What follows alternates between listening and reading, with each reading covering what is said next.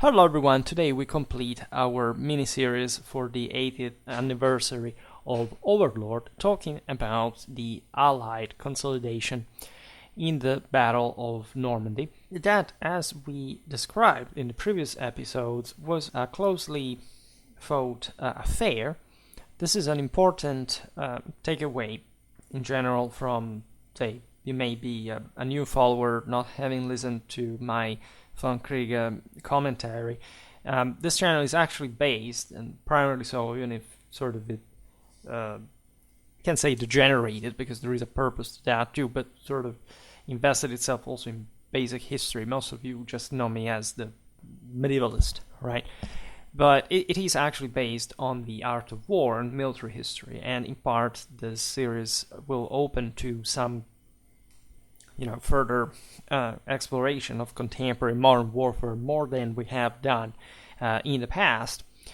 And what say the deeper philosophy that you can take from any war is, of course, the fact that as long as it is fought, it's because there is a realistic chance, given the attainability of certain political goals through the military instrument, and that especially the biggest wars are always very closely fought. There is not such a thing like one factor that sort of determines the entire thing.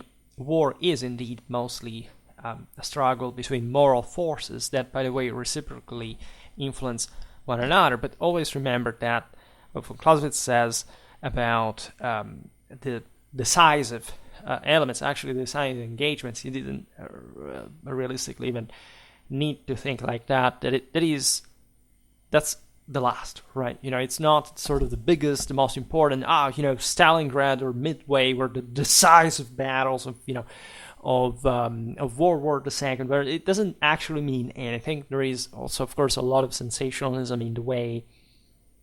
I say we've unfortunately been habituated, at least to some form of documentation, mostly like TV documentaries, if anything. While war is always naturally something incredibly painful, but in its relentlessness, right?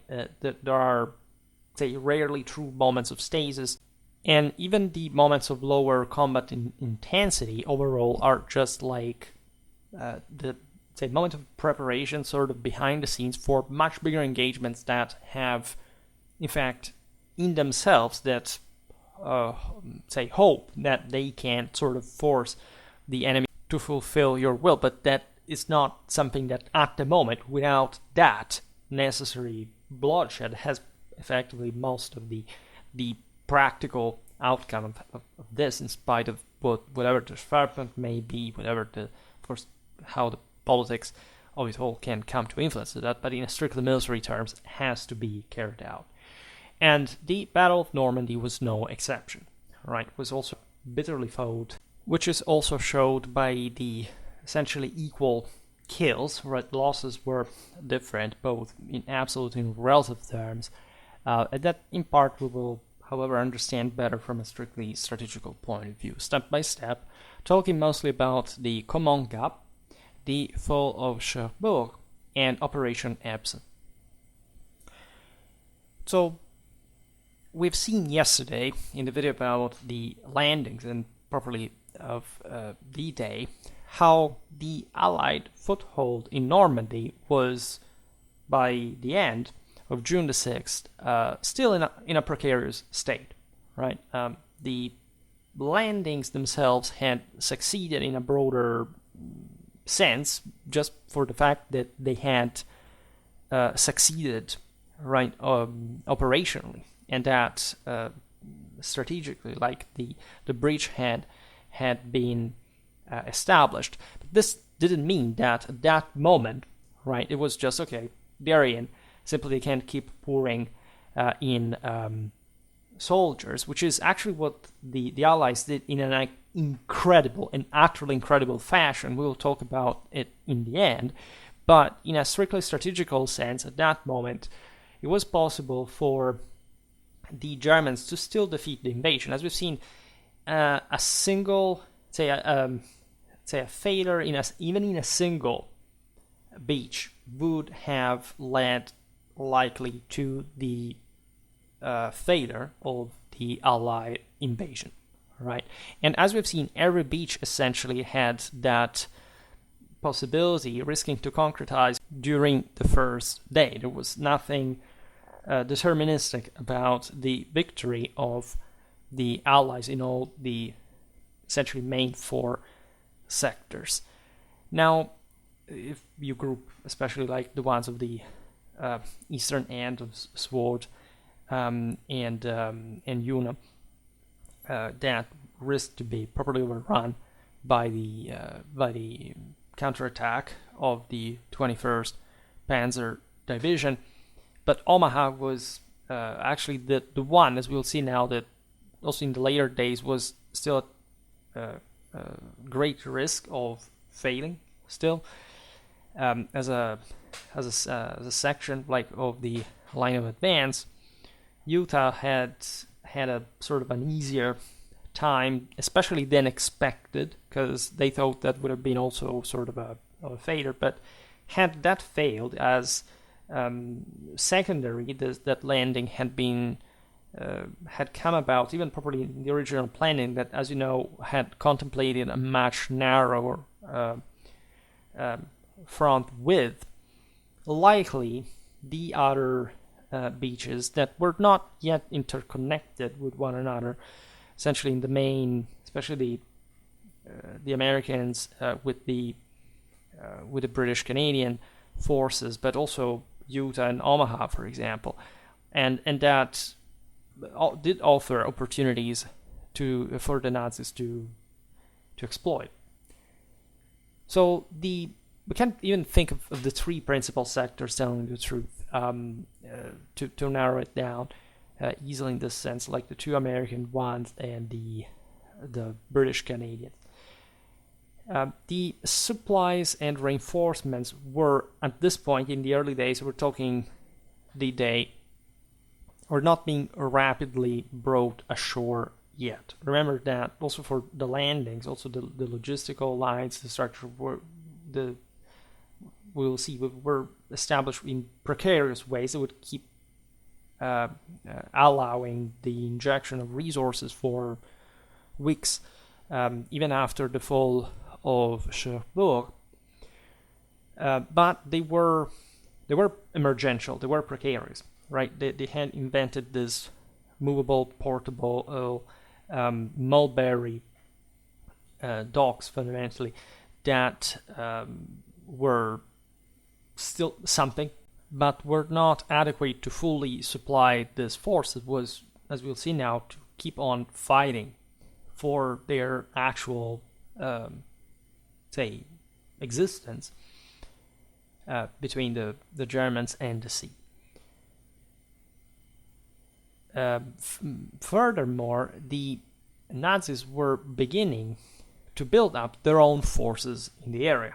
Right, we've seen how important and crucial it had been during the preparations and on D-Day to delay as much as possible the German forces' concentration near to the beaches. We've seen how the British and the Canadians had almost, in fact, been pushed back into the sea by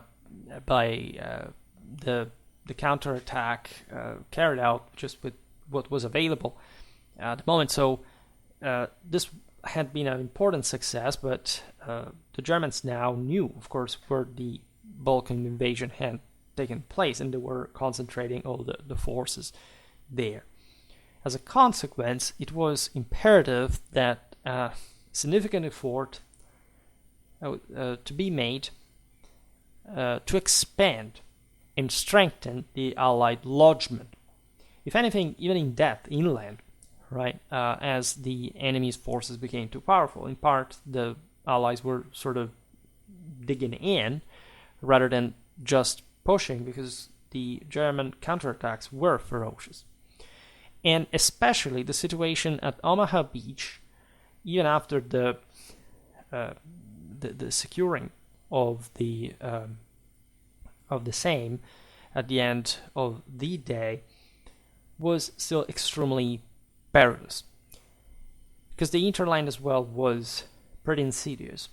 Not only the beachhead was relatively small, but it also lay at the very center of the Allied position as well.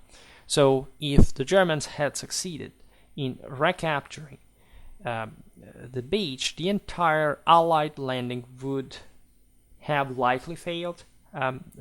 Still at that point, interestingly enough, as we observed yesterday, that same axis of advancement from the Allied side, further south from Omaha Beach, was the most important to cripple the German forces in Normandy. So that's where, at this point, when Omaha was not yet connected with the adjacent beaches, to be reinforced. Between June the 7th and 8th, the Allies continued to pour troops and supplies onto the beachheads. We're getting crowded. Intense fighting was raging along the entire front line.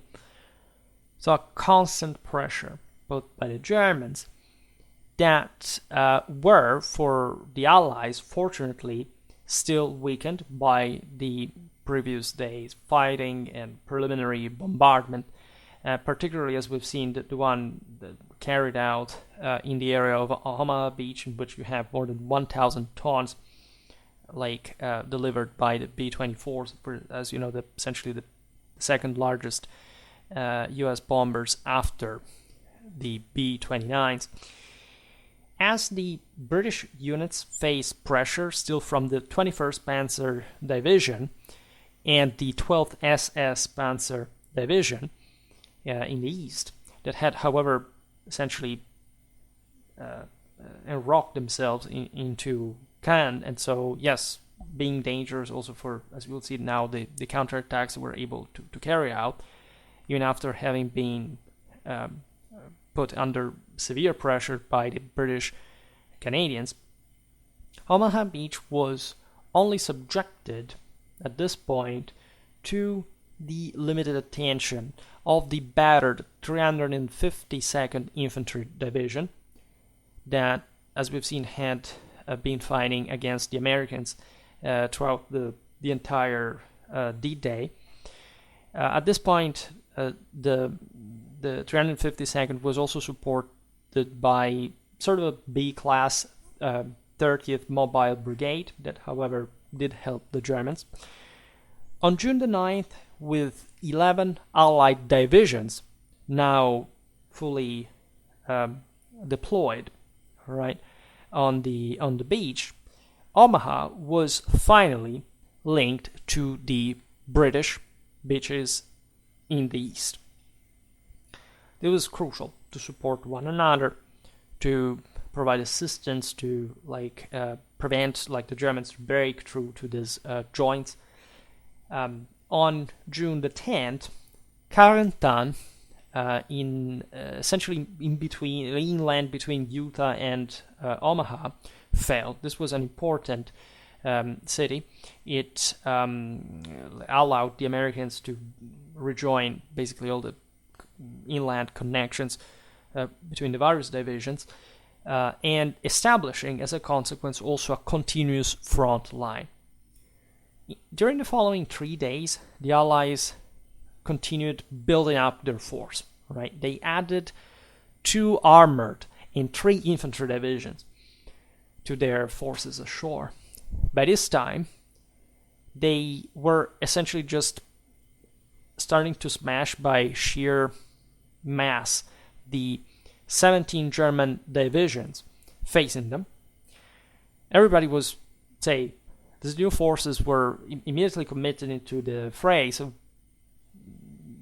hardly anybody was really fresh, but as you understand, the Germans were now sustaining a force larger than theirs. They had been, of course, depleted in the previous days. And this state of affairs allowed the Americans to begin planning large-scale offensive operations further inland.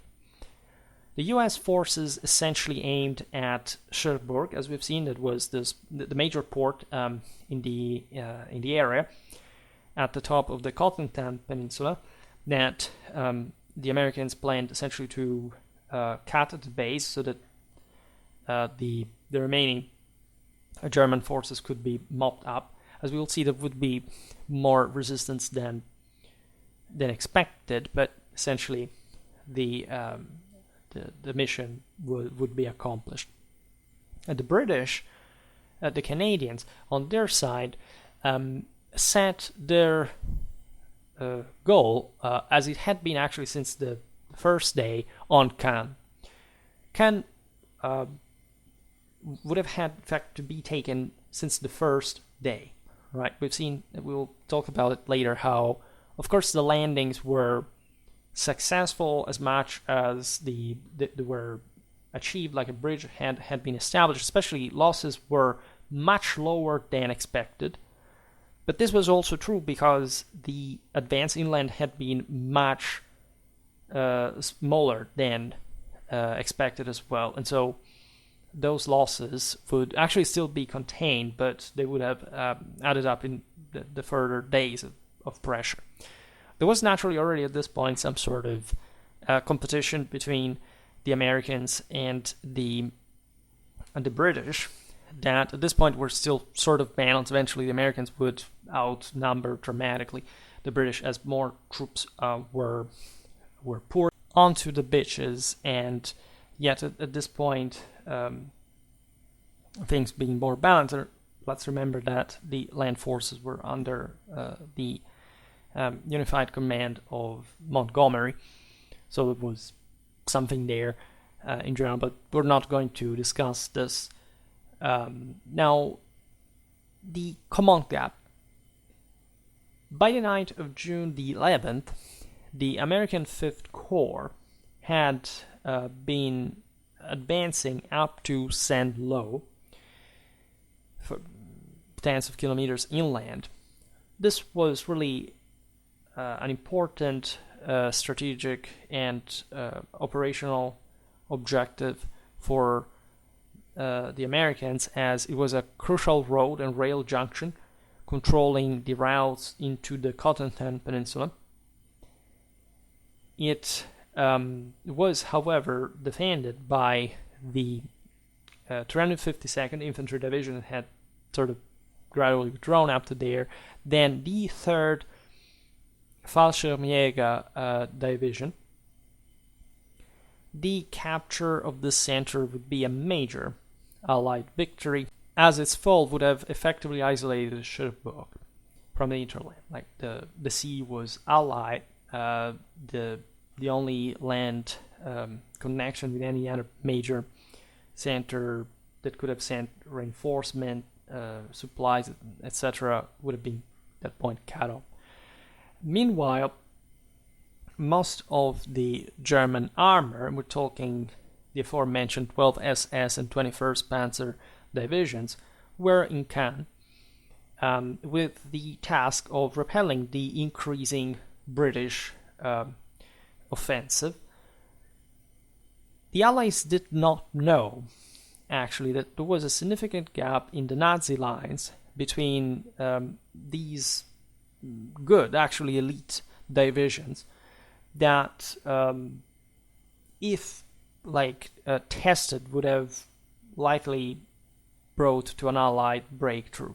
Right? However, the Americans in particular were hindered at this point in the campaign by a relatively unforeseen aspect that was probably the nature of the Norman countryside, the famous as rugged bocage that presented with countless opportunities for the Germans to defend. Like, the roads were very narrow, sometimes not even tanks could pass through them. There are all hedge works, and sort of like from one, like you cross one field and you get this road flanked by edges, and then another field like with another road like that. So it's very complicated. There are many chances to especially end up in some ambush, and this fight was advantaging at least the elite, as it would break the various units into sort of smaller independent forces at the moment, and part of the Allied advantage, at least provided by numbers, would have been decreased. It wasn't not until almost too late, actually, that the Americans realized that they could exploit. So it was a problem also because they couldn't really see well what really was where, how the German forces were distributed, where they were hiding, and so on. So it was complicated also from the air, and the U.S. forces did not really realize to exploit the aforementioned gap between the 12th SS and the 21st Panzer divisions, which is a pity because it would have allowed the Allies to literally break through since practically the beginning of the campaign, and this was not seen. Right, on the morning of June the 12th, there were only 2 German reconnaissance battalions stationed to guard that critical gap, and those could have been broken so easily, right, had the Allied command realized like the entity of the enemy forces there. On the same day, the U.S. offensive began, however, in great style. It was not because of the aforementioned difficulties provided by the terrain, characterized by a great deal of sort of aggressiveness. Like they had, at this point, been outnumbering the enemy, but the terrain was insidious to the point that, yes, losses do hurt, and even if the Americans were motivated and up to a fight, like they still were, in a situation can't float just because of moral forces that we can't really quantify precisely, but that sort of limited their slaughtering will, let's put it in this way. So the 2nd Division launched an attack towards Hill 192. This was 3 kilometers east of Saint-Lô, but this attempt was a real disaster. In fact, in 2 days, only 600 casualties were suffered in combat. At the same time, the 29th Division was attacking the Germans along the L River. Also, in this case, there was little success, right? There were some objectives accomplished, but these were really a poor thing, considering especially the heavy support offered by armor and artillery during the operations. The 1st Division, facing the Caumont Gap, advanced slowly. Also in this case, there wasn't much of strong aggressiveness or will to simply bite the Germans, taking them on in a punchingly physical way. Caumont would, however, fall on June the 13th. This allowed all the 3 U.S. divisions to actually stop at the end of the day, which was caused by heavy casualties and lack of supplies. These aspects are quite telling, right? The Americans had managed to put together all this great force, but they sort of lacked it, accelerated momentum that could simply smash through and also effectively, defeating the Germans without suffering themselves substantial losses. Supplies were still a problem because of all the enormous, we'll see it at the end, logistical effort that was going on relentlessly behind the lines. The German ones were even saved essentially by the timely arrival of the 2nd Panzer Division in the Caumont Gap. The Allies had the advantage, but the Germans still tried to, with an elastic defense, to sort of inflict heavy losses and withdrawing when there wasn't really much else they could do. General Bradley at this point decided to stop the offensive because he realized that the way it had been planned, the entire balance was intolerable. The decision was taken on the morning of June the 14th. Also because of the fears that the American left flank at Caumont could be too exposed to a German counterattack that could even endanger the entire line. Bradley's primary concern was the aforementioned lack of satisfactory intelligence as far as especially the terrain was concerned, this damned bocage that sort of blinded the reconnaissance enough to cause the aforementioned problems. Also at a tactical level, rather than just at an operational one. The British at this point were not faring that better at all. Actually, the Panzer Lehr Division was that had arrived at Caen was responding to repelling their attacks just outside Caen. Bradley at this point realized that the Germans were functional along the entire front line, and as far as his own was concerned, he thought to stop at Caumont, the battle which essentially acquainted the U.S. troops with the bocage that they would have had to cope with the rest of the battle in Normandy. Dense, intricate hedge rows that were really not considered in the planning phase in this tactical sense. Objectively, there were sort of greater problems in this all, but again, someone knows that the terrain has had time to concentrate forces to allocate them wisely into the various narrows and choke points.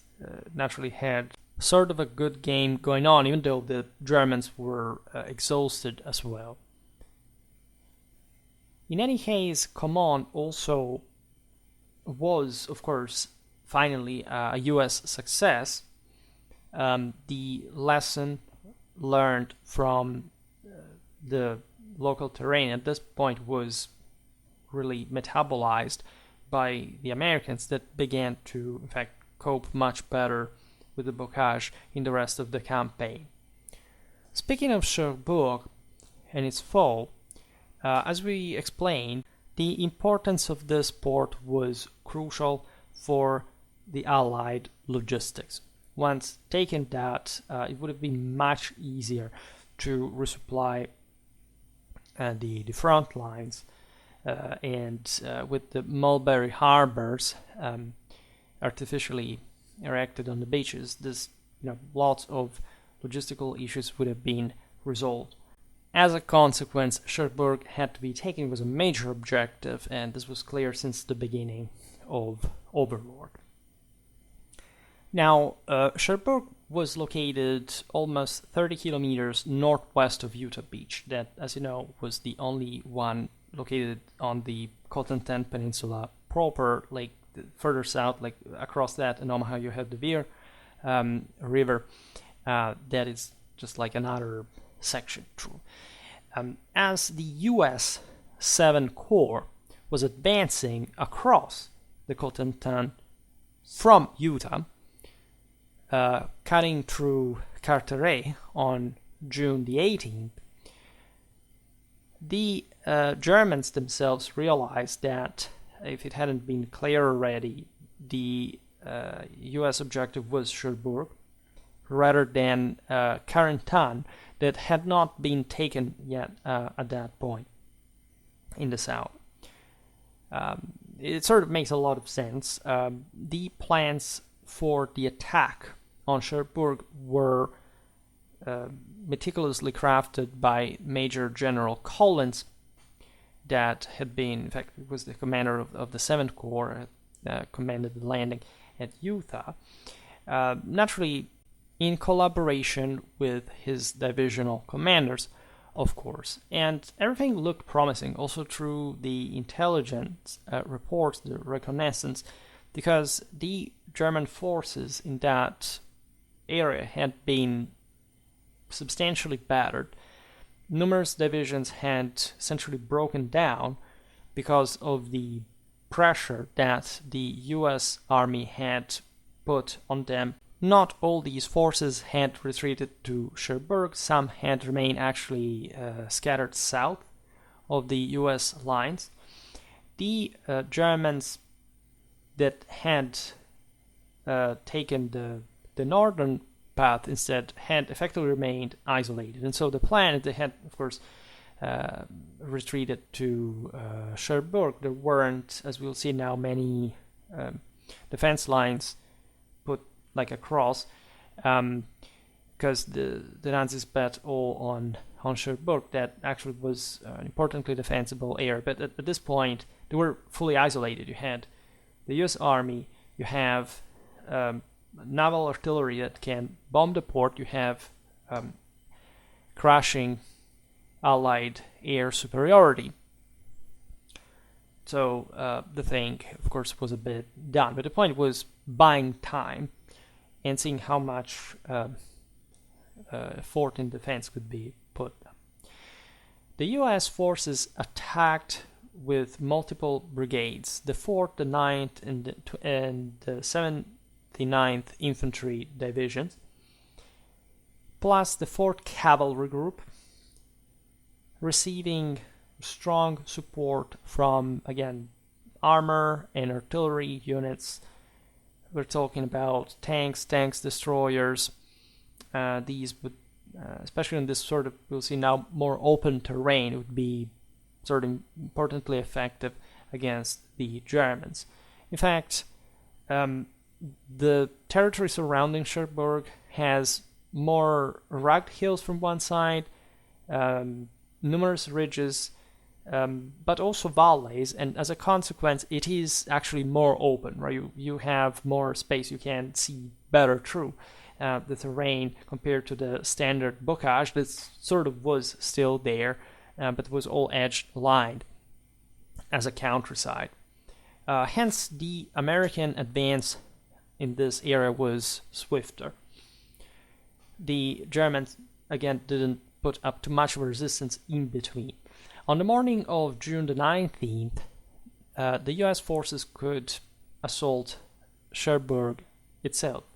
As a consequence, this was carried out by the 9th Division on the west flank, the 79th on in the center, and the 4th on the eastern flank. So this front advanced. The Germans didn't resist much in open ground, except for a couple of towns that were Montbourg and Valognes. The Americans managed to defeat them in there, and they sort of believed at that point that since things had gone smoothly enough, Cherbourg would have sort of fallen at least more easily than the 2-3 days afterwards that they had expected. Now, Cherbourg had a history of defense. For example, the same Rommel had captured the city from the Allies in 1940. We're talking about exactly, in fact, 4 years before. It was the same time of the year, and the Cherbourg was among the northwestern French ports where, say the Allied forces had retreated after the collapse of the French lines in the east. right, and like embarking troops to Britain in the process. And the Germans had learned the lesson, so that 4 years later, the perimeter of Cherbourg was reinforced, also with sort of scrap forces, for example, second line troops, say naval and training personnel, artillery, like other support units of sort, which again were not optimal given also the German situation. They could have not found more, but let's say in that defensive situation, they had some advantage. As a consequence, by June the 21st, the Americans had to engage with this first outer defense perimeter. The Allied naval artillery bombing the enemy defenses off the coast of Cape Levy. The Germans went on fighting for double the time expected, a week, until their final surrender on June the 27th. This had both time for the Nazis on other parts of the front, but overall it was just a desperate attempt. The fall of Cherbourg was really a big deal, especially for the Americans that were, in a sense, the first nation to achieve like a major objective in Normandy. The effects on the supplies that now could be poured in from Cherbourg on the Allied front like was really felt immediately.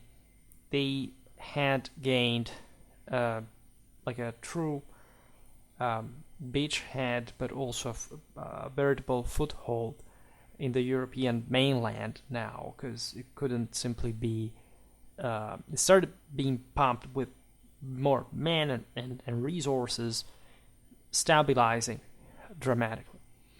Hitler had sort of accepted the fact that Cherbourg would have fallen. I mean, there weren't means to prevent that, but he had categorically ordered for that desperate resistance so that the Allies wouldn't get but just a wasteland, which is not exactly what Cherbourg was reduced to after its conquest. Now, the pressure, the big deal, was now on the British and the Canadians, so that we have to talk about Operation Epsom. On June the 18th, Montgomery addressed his troops, and he, at that point, after 2 weeks of fighting, summarized the overall situation.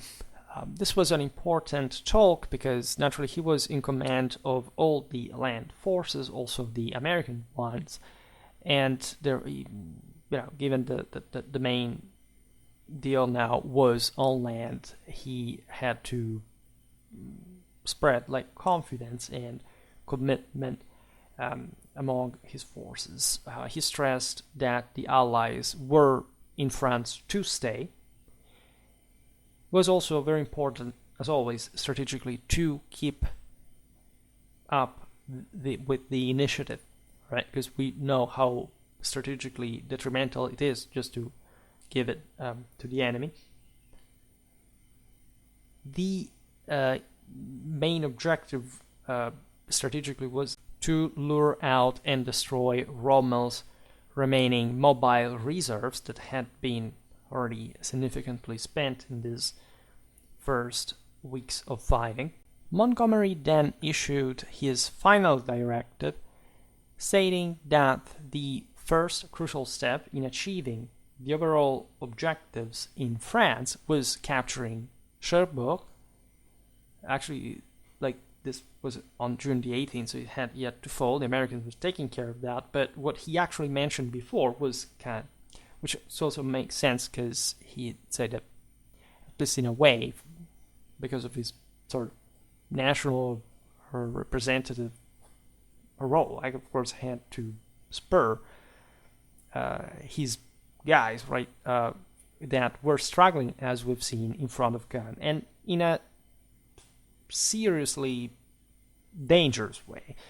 In fact, at that point, the Nazis defending Caen had actually calcified into it. They had been reinforcing the city and putting up a hell of a struggle, even counterattacking. The British Second Army, commanded by Lieutenant General Sir Miles Dempsey, was achieving some progress, but very slowly. As a consequence, Montgomery ordered the British Second Army to launch a pincer attack on the city. The left arm of this offensive would strike east of the Orne River, that is the river passing through Caen, while the right one would strike along the Odon. This was a smaller stream. The attack was to begin as late as June the 22nd.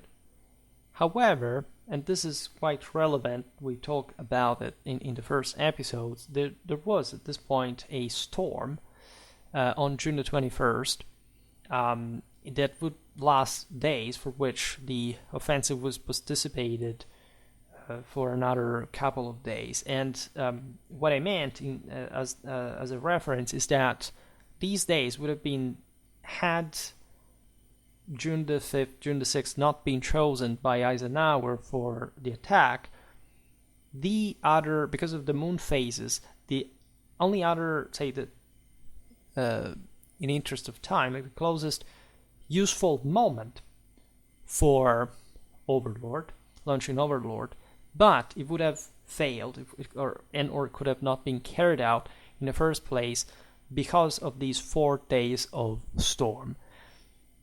And let's realize that by this point, likely the entire plan would have been sort of guessed by the Germans, like information would have been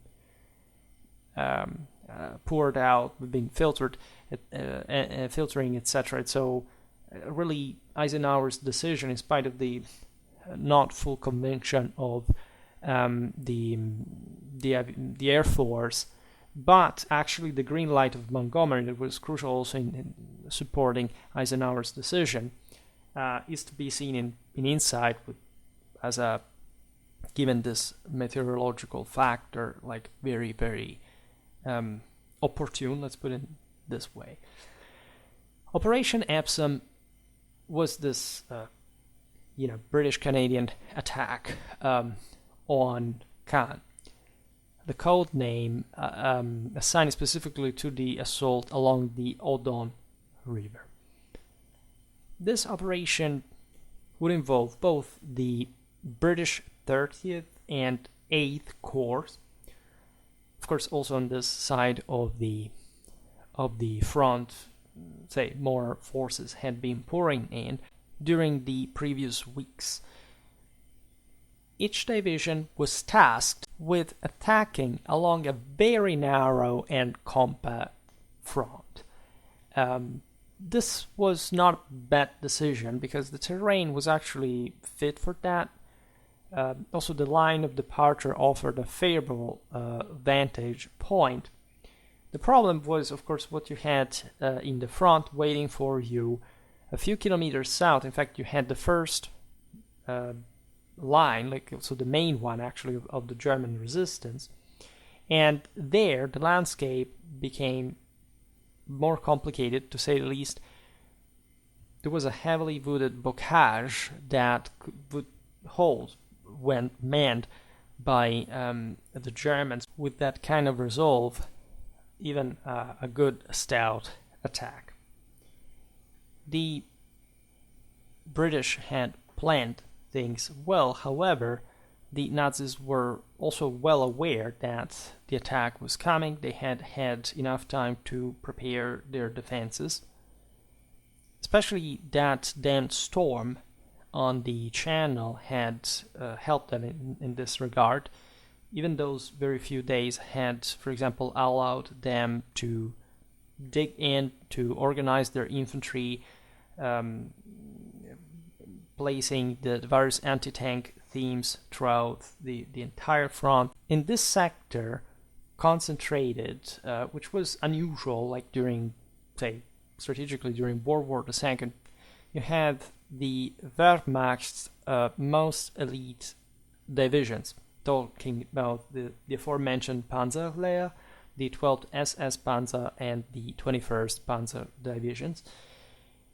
The 21st, as we've seen, had been fighting in Normandy since D-Day. They had gained substantial combat experience, so they could introduce their comrades to the brutality of the situation as well as to the Allies. So the primary objective of Operation Epsom was to attack across the Odon River, as we've seen, and specifically severing the critical road and rail lines located south of Caen. This would naturally deprive, if successful, the Germans from substantial resupplies, and so would have facilitated greatly the British conquest. The initial attack happened on June the 25th, finally, and it was immediately a very bloody affair. General Dempsey realized that the speed of the operation would have been much slower than expected because of this fierce German resistance and high casualties from the side of the attackers. The German Army Group B deemed the day a complete defensive success, like literal words, albeit this also from their side was possible just through the injection of all the reserves, thus actually exhausting them and being at the limit of their own stretching capabilities. This is why the relentless British assaults that were equally ferocious managed in the following days to create a salient into the German front line, measuring more than 5 kilometers in depth. And in spite of this, and actually exactly because of it, as you know, the salient is, essentially thrusting into the enemy lines, but also exposing your own flank the deeper you go. This was apparent that the flanks of this penetration were now exposed. In fact, by June the 29th, it even seemed that the Nazis had gained the upper hand in some way. They were launching ferocious counterattacks with, by the way, robust combined armed teams from the 9th and 10th SS Panzer divisions. The situation, as a consequence, turned into chaos with successive waves of attacks and counterattacks along the entire front. The massive British Corps artillery and also highly effective anti-tank guns managed, however, to curb down these German counterattacks, almost succeeding in actually breaking through the Allied lines and essentially winning the Battle of Caen and successfully accomplishing Epsom. Right.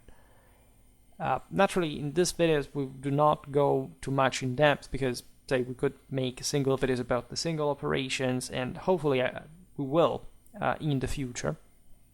The important thing, however, is getting the fundamentals right. Right.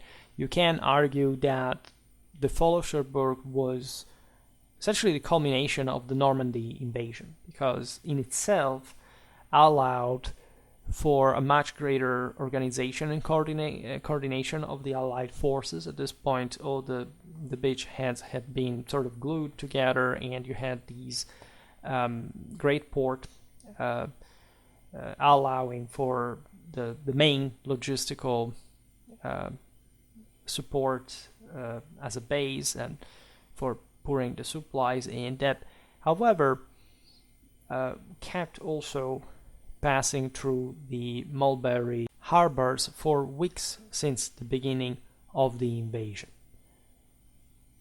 The invasion in itself had evidently not succeeded to the extent planned, but in of itself had been an extraordinary success, if anything, considering what was really at stake. Like, always remember this, that victory and defeat in war are actually relative, right? There is not such a thing like a, let's say, when in the end you have to evaluate, of course, this from a strictly military point of view, you can't point out, of course, who won and who lost more decisively, but let's say in the broader meaning that also from a strictly military point of view this can mean, you realize that it was, say, the failure of the Overlord plan regarding the speed, like for example in establishing, say, in securing the beachheads and sort of conquering Caen and Cherbourg, etc., had fallen short, right, of the expectation.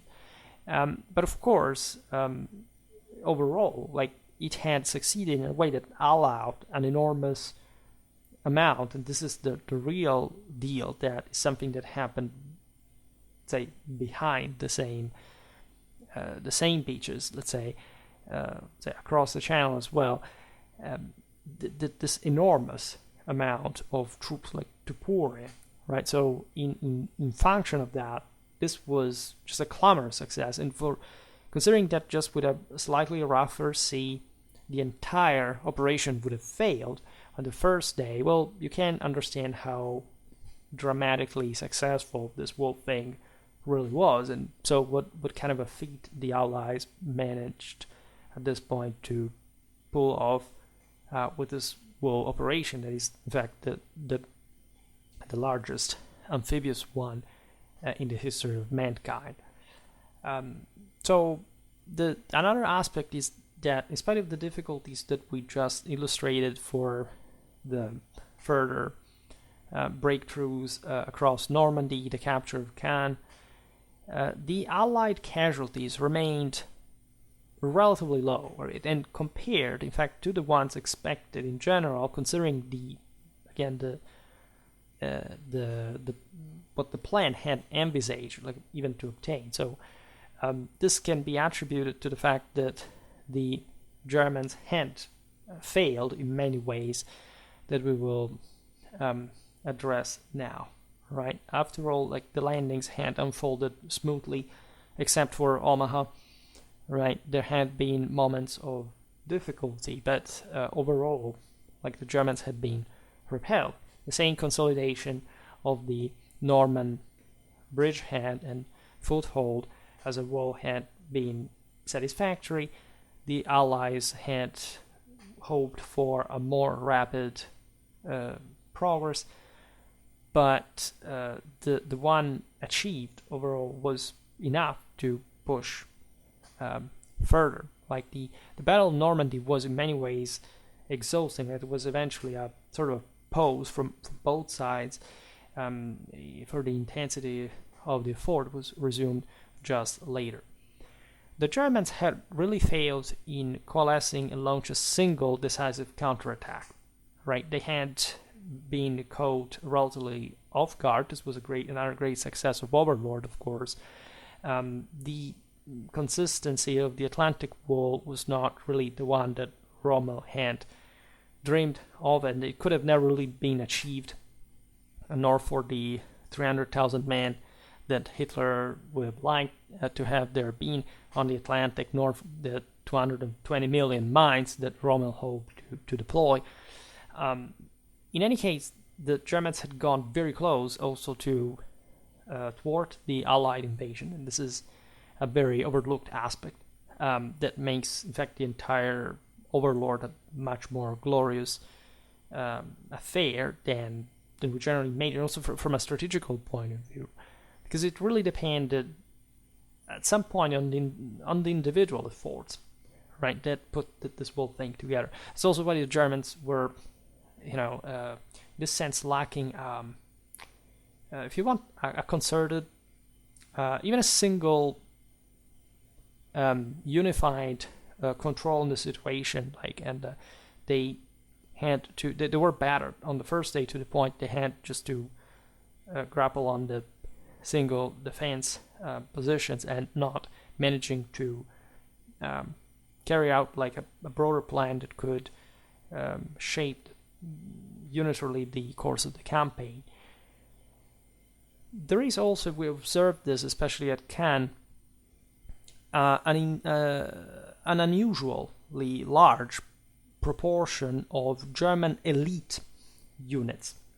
And just in that sector, for example, if, say, Cannes had not been held by, say, just one of the three aforementioned, it is like, that could have maybe done something more elsewhere. This is debatable, naturally. I detest what ifs because they sort of don't make sense. You have to understand why, if anything, this didn't happen. All right. So over the next month, say from the end of June, right, both sides would rather like build up like their forces again to meet again. And the next objective was, of course, Paris, and from there Berlin, in a long-term sense. And I made a video about the Battle of the Ardennes that is relatively far away, of course, down the line, the same year, the beginning of the following one, but that gives you also the idea of how much the Germans were still able to achieve, and how even on that occasion, things had gone very, very close to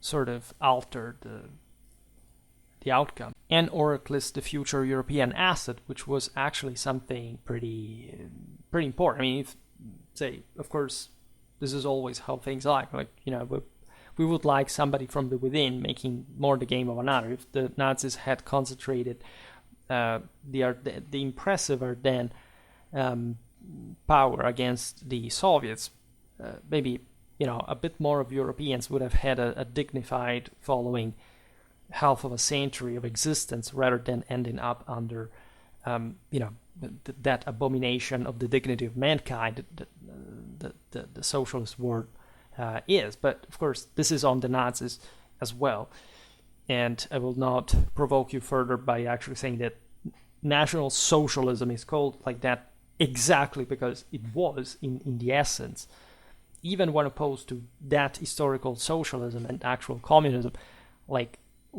was very socialistic in actual nature at many levels. In any case, these are sort of broader political, moral, cultural considerations. But what, let's say, you get actually from the stage of this early weeks after D-Day is that, in spite of the massive, and I can't stress this enough, logistical challenges, the Allies, and in spite of all the, as we've seen, the strategical and tactical issues, were carrying together with them a momentum that, while needing to exactly build up because of the enormity of what could be injected into the continent, could have not been stopped. It was mounting up with that force that managed, in fact, to absorb all the other blows and to arrive at least into Germany, and this is an incredibly important aspect, also if you consider it in function, of course, of the Cold War, as we were saying before. Again, nothing say deterministic about the possible, say, outcome, at least in the say setting, in the asset of Europe, by, say, the end of 1945 or beyond. Quite interesting things could have happened, telling the truth, but determined by, as we've seen, apparently, on this bigger scale of things, very small factors.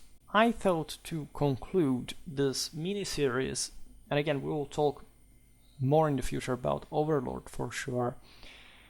I would like to point out especially some aspects of the aforementioned forces quantities involved in terms of overall manpower, casualties, and logistical capacities.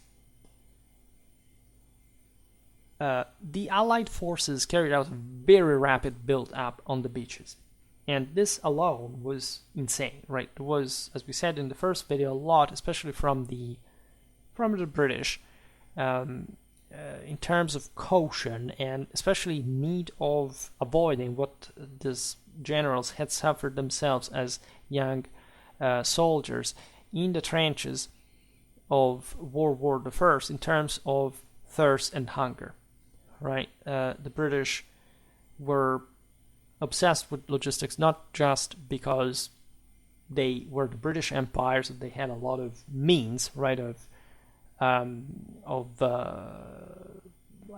ships in that case, possibility of connecting this broader world and bringing resources from across the oceans and so on, but because they had been particularly impressed, given that they were a country that historically had not been used to conscription, and if not in times of emergency, in fact, as the one of the World Wars or Napoleon back in the day, but being just the remarkable exception of this, by the massive bloodshed of World War I, they would avoid even particularly, desperate attacks. They cared more about their troops in a sense, even at the cost of a slower pace that could have actually dispersed part of those losses in a longer fort, which is a Clausewitzian concept that the Germans, for example, did not really have by doctrinal philosophy.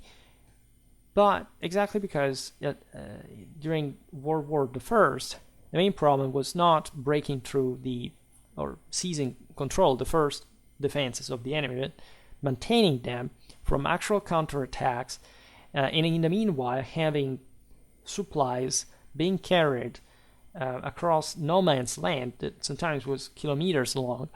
So actually debunking just of the major sort of pop ideas about War I, that is the guy that gets the head out of the trench and gets shot by close enemies, and or the fact that trenches were impregnable because there were machine guns. Like, no, right? They took the trenches. They normally, like the first attacks were all aimed at that. If you look at the overall losses, of course, are not like one guy in defense killing 30 guys multiplied for the entire front. No, losses on the whole front were balanced, right? And that's also why these massive offensives were incredibly crystalline logic for World War I standards and art of war, right? But of course, the brutality of the strategies had, of course, left a mark. In many ways, also that it can be argued it's not even correct. Like, it's at least a phrase you often hear, is that did they happen? And it's a mistake, like using in the term relatively late, right, into 1944, because the British that were to provide the launching pad for the invasion were scared of simply, attacking head down like the fortress Europe, right? Because they remembered the bloodbath of World War I. It's all incredibly more complicated. It's not a thing, but there was a general right sensitivity acquired by the British for these things. This enormous care, plus the enormous resources brought in by the Americans, brought this utterly insane level of build-up that by far surpassed that of their German counterparts, that, yes, were also just depleted by 1944. They, as we've seen, they were not at the top in France, in spite of the numbers, but that was just like outmatching them by scale. By July the 4th, so we are 29 days after D-Day, you have roughly 1 million Allied troops disembarked. and successfully established, like in Europe, right? The German build-up instead was, of course, just shattered, just even in its, in its cohesion, right, by the important series of command failures, especially during the initial hours of the invasion, that, as we've seen, had been played extremely well by the Allies, right?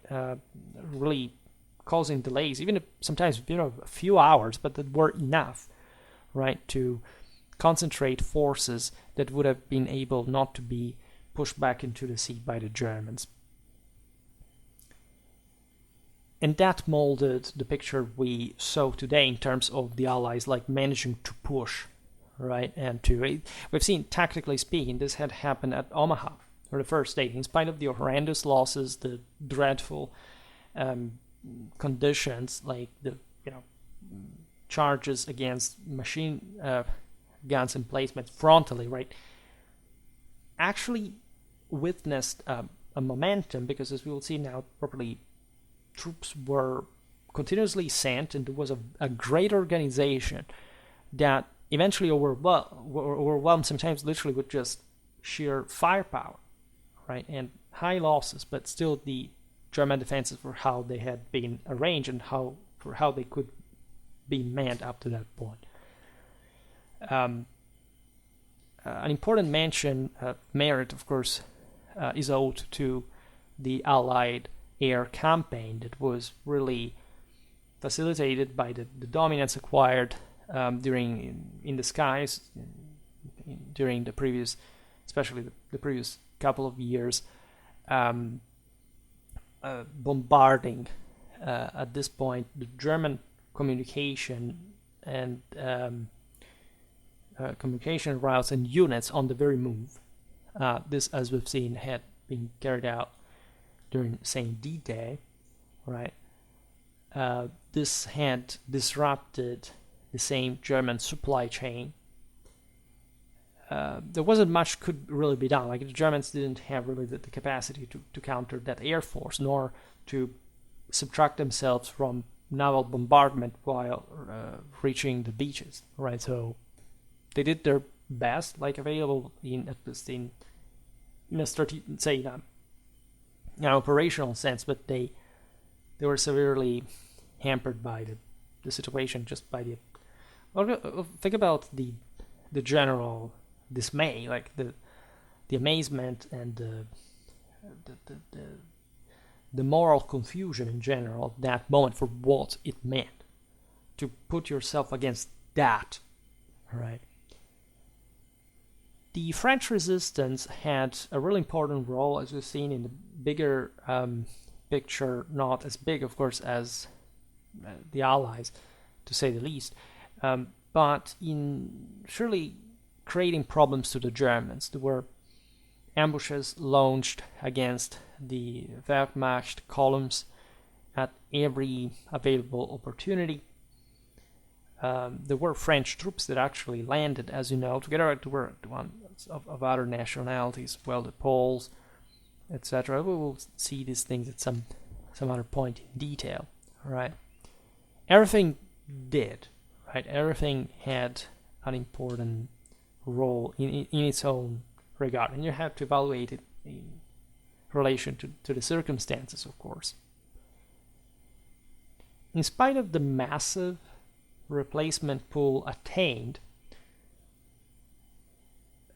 which was this enormous logistical challenge, still in a strictly military sense, the troops replenishment from the Allied side was not that absolutely great, meaning that they still suffered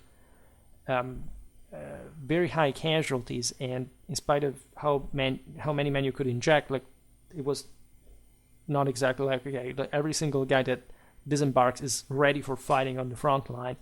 So the fact that, as by day plus 20, the casualties had been over 60,000, naturally not killed, right, but still a consistent part of that, for sure,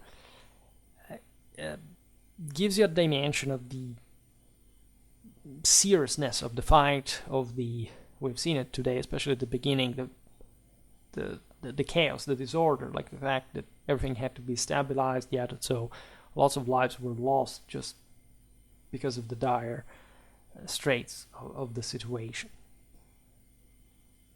We see also the replacements favoring dramatically, of course, the US forces, with 90% of the replacements being American, while the remainder being British, Canadian, etc. Which also tells you, of course, how big the US really had been in this. Like the bases, as we explained, aside from the commanders, everything was run technically by the British. The fleet, the Air Force, the fields, etc. I mean, Eisenhower controlled the naval forces, but everything was mostly like British based, and so that is yet another aspect you have to consider. Like, look at the British during the Battle of Britain, in fact, and the order, the sort of the discipline, the sense of duty, of love for the fatherland, those anecdotes, like of the king, like saying, being shown like how a Molotov cocktail could be used, and said, no, let's spare this in case the Germans invade. Like, it was kind of important, say, order of a people, like the British one, that really also an old industrialization, being world might and so on, and actually in this historical context, as you know, fading quite much. The same role of Churchill after D-Day sort of faded with the overwhelming rise of America, and of course following also, as you know, like the electoral defeat later on. It's a bitter story, Churchill's one, and say so the events of British politics are sort of at least in perspective. Like, there are some glorious moments such as the Falklands, but I think that if you look at the beginning of the 20th century, the beginning of the 21st, like, the difference is very painful, which is not a good thing. I mean, it's not positive not just for the British, but for the world in general. But we are, like I say, also as continental Europeans, part of the European Union. Might just know that we're here, even if things cannot be reverted. Of course, the European Union has nothing to do with the sense of leftistic green sort of idea that things have to more. The problem of the European Union mostly is that it didn't quite exist for a long time, even when it existed, meaning that the power that should have and the matters it should take care of are in fact much more important than, in fact, those sort of slogans that have nothing to do with what we can attain. And finally, something is moving in that direction. But it's not just that. Like, in any case, when you look at the majority of warships involved in Overlord, of course, we said it, we're talking about vessels from the British Commonwealth, essentially 4/5 of the total. Only around 16% of the warships committed to the operation were American. Now, what did the Germans do at sea at this point? Well, they didn't really have the capacity to counter the Allies. They had still, in the very France, as you know, the main bases for submarines in the ports of the Bay of Biscay. I made a video about the U-boats. You can check that out. So to make the long story short, the Germans had 37 surface vessels available between Brest and Ostend as well, in the north and the northeast in Belgium. Talking about 4 destroyers, 4 large torpedo boats and 29 motor torpedo boats, which, as you understand, in terms of surface force is pretty limited, to say the least, right? And there were actual a force like attempts to sort of disturb at least the Allied naval deployment and functioning, like for, as we've seen, the just invasion logistics and so on, but essentially most of the German operations were unsuccessful. Now, an aspect that is often overlooked is how during D-Day, we should have talked about it yesterday, but it's interesting just to fill a bit the video today, how the landing was actually organized. There were essentially, for each division, 3 distinct waves or echelons, depending, it could vary as a terminology. The first wave had 4 infantry battalions, 2 tank battalions, and other supporting units, depending on the division. And the second and third waves had 3 infantry battalions each, plus supporting units. And these waves were subdivided into essentially 26 boat waves, plus the amphibious DD tanks that played also a very important role to offer cover fire, taking out German machine guns, bunkers, etc. This particular organization was very typical of the D-Day operation as far as the division assault was to be carried out. Actually quite unique. We've seen how the Big Red One, the US First Army, was accompanied by engineer elements, including you had different forces for the Pointe du Hoc, the Rangers, etc. And when you look at these additional forces under its command, these in fact included 1 engineer regiment, 27 separate engineer battalions, 10 separate engineer companies, 1 infantry battalion, and 2 ranger battalions. Plus, the army was supported by 8 artillery battalions. When you look at this, as a whole, right, you realize how competent the Allied command really was, as it basically comprised as many as 437 separate units that also were differing in personnel. They could be the combat troops, the engineers, the medical personnel, the quartermaster, the military police, ordnance personnel, even chemical warfare specialists, etc. So these units were mostly piled in the various waves, right? So everything was organized in as simply as possible, right? You don't want to control too many units at a time, but this kind of landing operation, of course, was that had to be that concerted, and everything had to fall neatly into place, because otherwise things would have complicated rather much. And of course, as we've seen, things went wrong. Not everybody landed where they had to.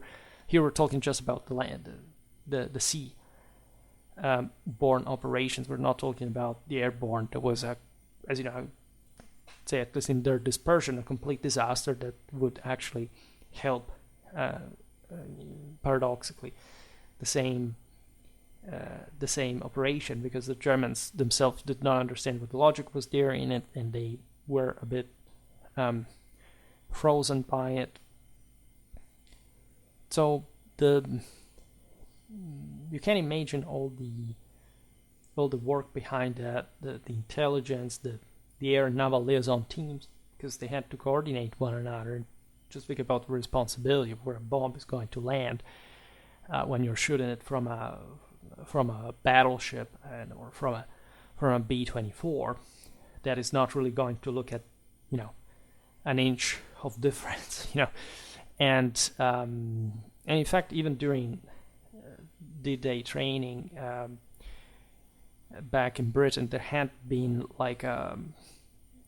as you know, there had been accidents, hundreds of men dying in those operations, aside from those guys who were caught by surprise by the torpedoes the Germans had circling around Britain as sharks ready to sink even just the guys who were carrying out that amphibious exercitation simulation. And so what to say about this? In the previous two videos,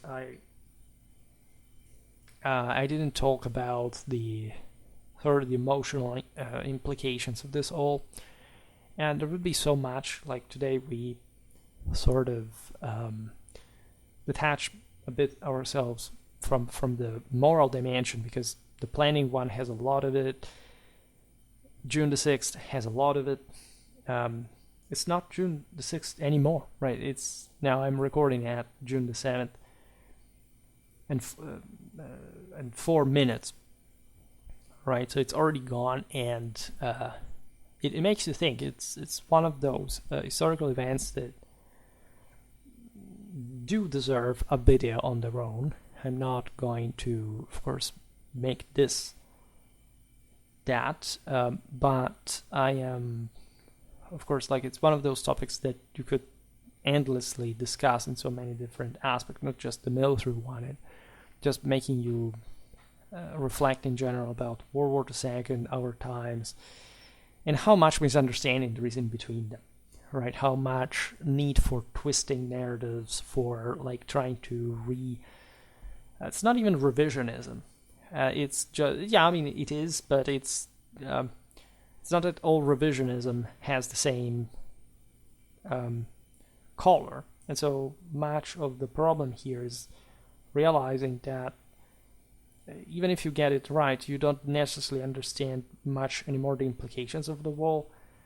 This is always the thing. Even if you support a side, those who say this guy will win the war, the other will. It's not that if in the end you say, okay, your side won, this means that you had any kind of expertise or intelligence or capacity, right?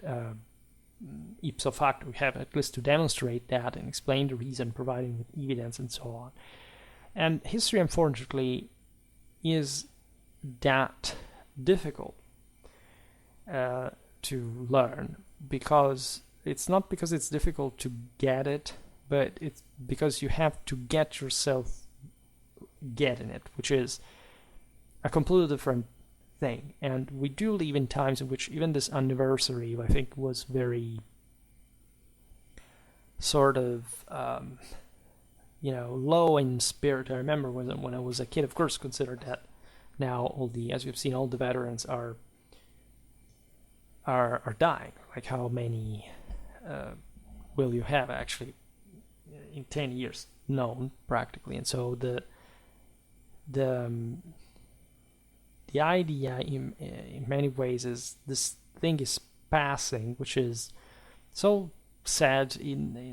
That's, of course, the human side is to be considered, but there is something about our awareness, personally, I think, as a millennial, even as a late millennial, but fundamentally still being very much the kid who was born at the peak of American power, Desert Storm, and the sense that when we were children, the world looked differently from today, and we can sort of understand it in so many ways, and that goes together with the narrative about World War II, which was not reassuring in the sense that we had made it up, right? There was also a lot of made-up things that weren't the right ones, and lots of people still, in fact, believe.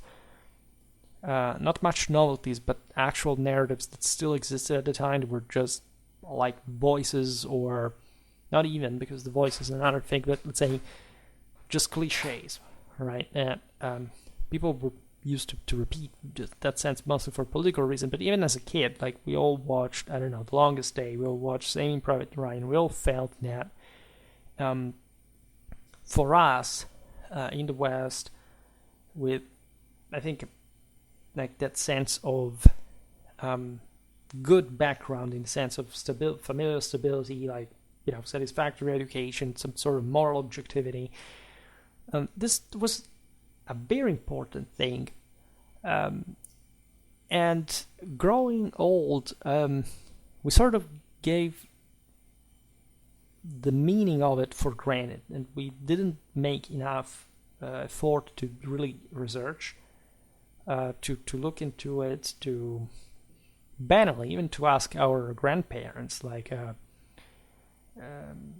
had a lot of stories from that time, but I realized that I didn't really ask too much about the elderly, and especially about critical moments that had really been living.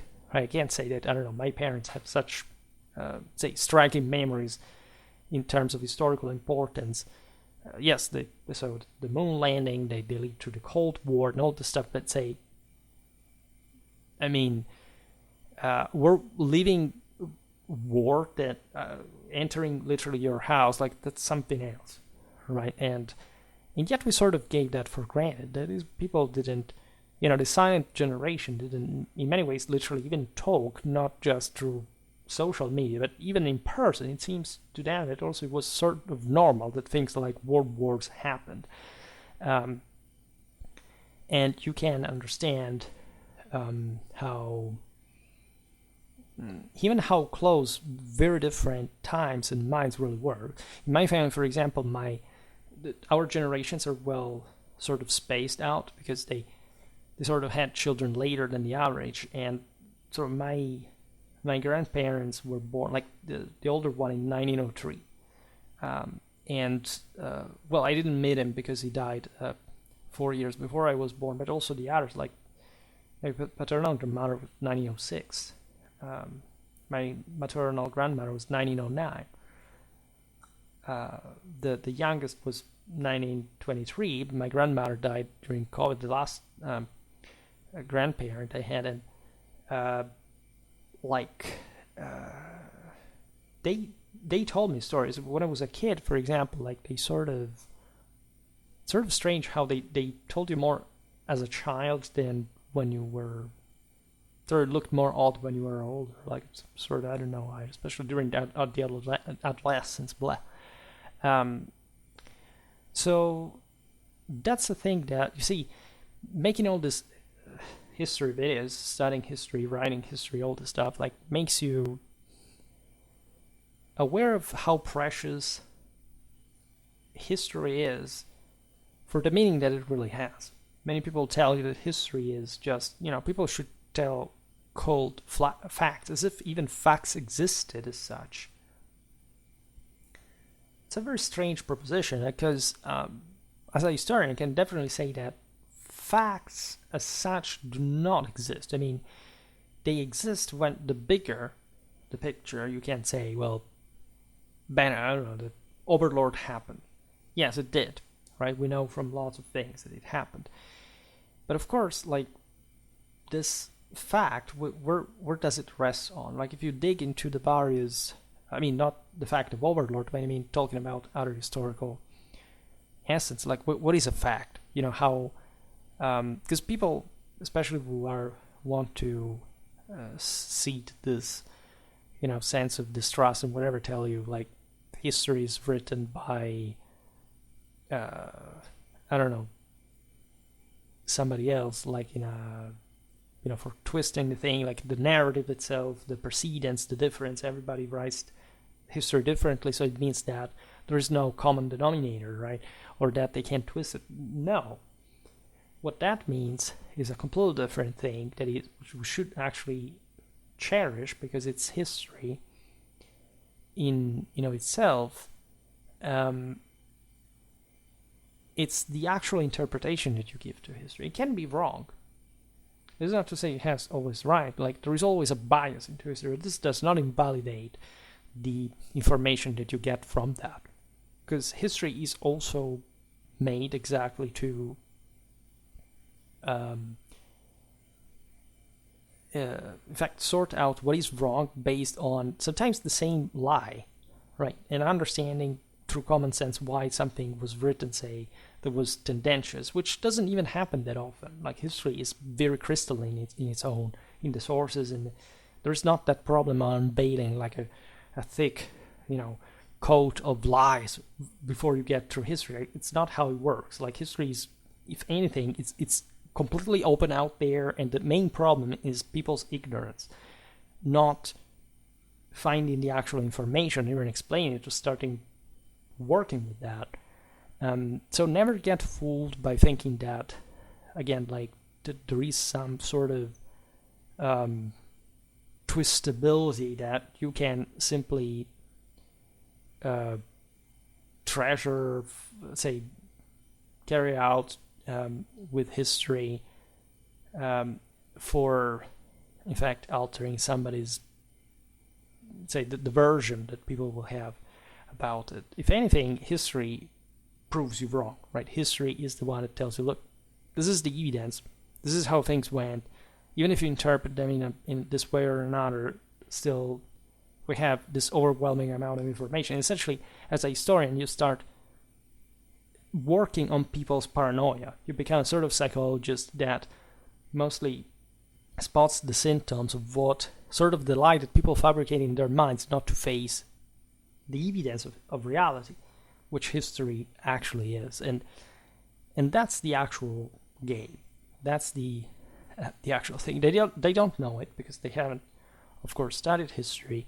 They have never cared about it, and they would like simply you to covet their mental illness by essentially telling them, yes, it's exactly as you say, and making them grow weaker in that manipulation is perfectly conscious and active. Right? Every person who does not know history perfectly knows and displays all the psychological indicator of somebody that is paranoidly insecure, of course, of what they're telling, because they do not know anything about what they're talking.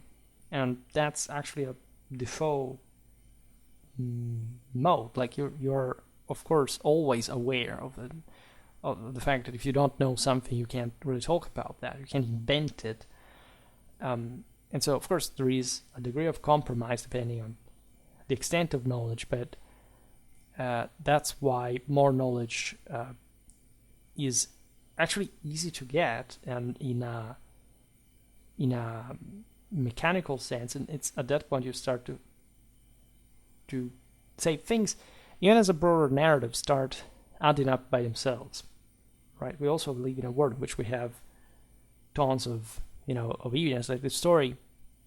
Also, World War the Second is rigged because, say, we lack certain information. It is true, right? There are some narratives that have been proven wrong, but it's not like World War II as a whole is different from what you're told. It's mostly what it means that you usually do not get, because it's just at that point a series of notions, and those notions are so macroscopic you can't quite deny. But the point is dotting these notions and realizing how, say, something matters, and being able to say why it does in function of what you can get today from it, right? So it's not really again, it's all about the experience of it. If you haven't gotten through it, you can't say nobody has, because it's everything you learn that you've gotten through. But if you haven't sort of rationalized it, if you haven't sort of accepted it, if you still think you can get away with laziness and not working for that learning, that becomes really a great deal. And that's also why, even though I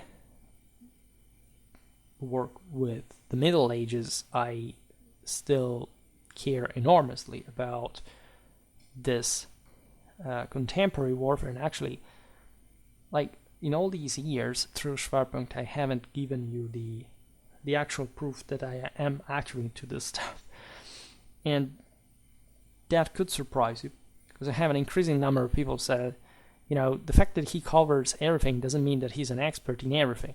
well, nobody's an expert in everything. Who says that, right? Nor that he has an absolute knowledge. Well, not even experts sometimes have an absolute knowledge. Nobody can actually have an absolute knowledge of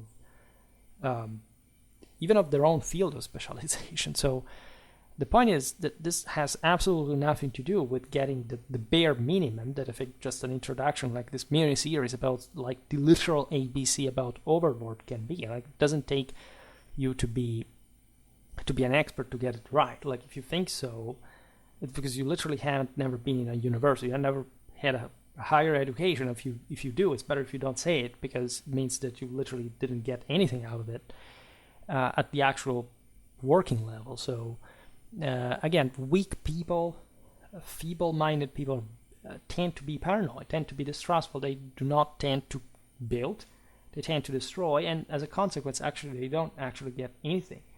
If anything, this allows the others to build up further on the base of their, they're essentially always more isolating them in the process, and that's how civilization works, and that's why there are some people who are up, there are people who are down.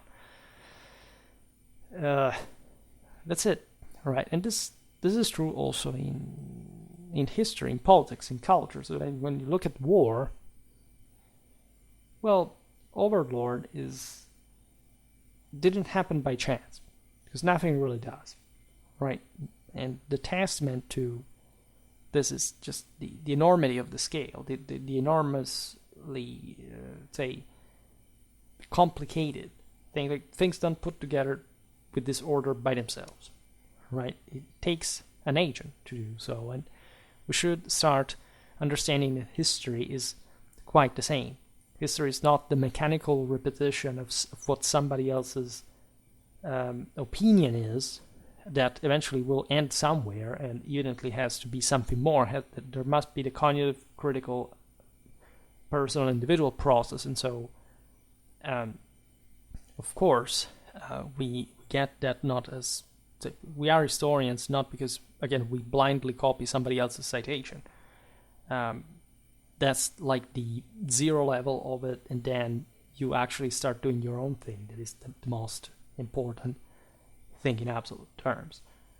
And in general, given the scope of pop culture in general, I think my videos, like, just not to be modest, really are incredibly easy to make with a much higher level of accuracy and quality that basically whatever you see on the platform, because on the platform people come to see other things, right? This doesn't mean that, and again, this makes often, like, what you can see, an incredibly shallow, superficial presentation for, like, maybe just with visual entertainment, etc., but not teaching essentially anything to anyone relevantly, because how can you teach Overlord if you don't actually explain it for hours? Like, that information is not going to be retained. It's much easier, I don't know, to read a Wikipedia article if you want to read to learn anything, than watching a YouTube video that lasted that few, right? And plus, here you get the opinion of, in this case, not the expert if you're not an expert in that specific topic, but the opinion of someone who is an expert in his own field and has that level of, say, experience in criticism that makes you point out things that are important to tell people. This is not literally how I would explain D-Day. Well, maybe yes, in a university class. Never done it with contemporary history, but like, how many hours are these? Like, there are 6 hours of these 3 videos. Well, believe me, it's that easy if you've gone through the damn thing, and that's the actual difference of it all. And what other people think, is it really relevant? When you have the actual material for it, or you have been learning this stuff for years, that's another thing. I would really like to spend more poetic words for Overlord, but I think that these 3 videos are a fair, tribute to the effort, the dedication, the sacrifice of all those who contributed for it, and it's something boundless to some extent, so that you will always have that margin to feel part of it and to reflect also what you weren't in the same. If you were, especially like, if you feel that there is a part of your culture that makes that pushes you from the other side, like, but it's an unavoidable consequence of being human. This doesn't mean that you have to simply sign for a life of moral relativism. There is always a better and a worse, right? And that's the only certainty we actually live with.